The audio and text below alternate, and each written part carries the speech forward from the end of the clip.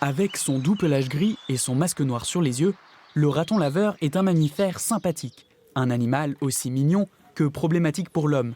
Yves Desjean est bien placé pour le savoir. Depuis plusieurs années, ce retraité voit des ratons laveurs envahir son jardin. L'animal opportuniste s'en est pris à son arbre fruitier. Il n'a pas eu d'autre choix que de l'abattre. Il était plein de mirabelles. Et les ratons laveurs sont arrivés en force. Ils ont cassé les branches, et donc ça a fait crever l'arbre.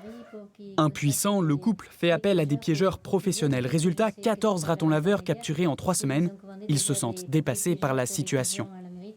On se dit, on fait ça, on plante des arbres, c'est pour que ça soit joli. Les bestioles, elles passent derrière et puis on n'a plus rien.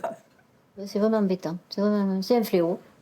Introduit en 2007 en Gironde, un groupe de ratons laveurs se serait évadé d'une ferme exotique.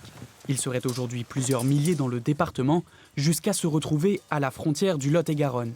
Fabien Egal, piégeur agréé, constate cette expansion. Depuis les premières captures en 2008, on était à 1-2 captures sur ces premières saisons-là.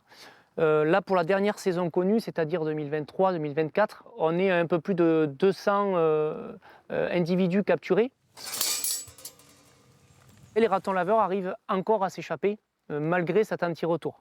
Alors comment ils font? Certainement qu'ils ont trouvé la combine en faisant des à-coups un peu sur la porte, et sans relâcher, arrivent à relever.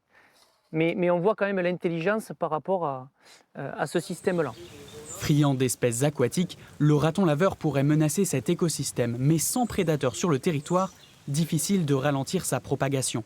Si par hasard vous croisez un raton laveur dans votre jardin, il est conseillé de ne pas vous en approcher, ni de lui donner à manger, au risque qu'il réapparaisse.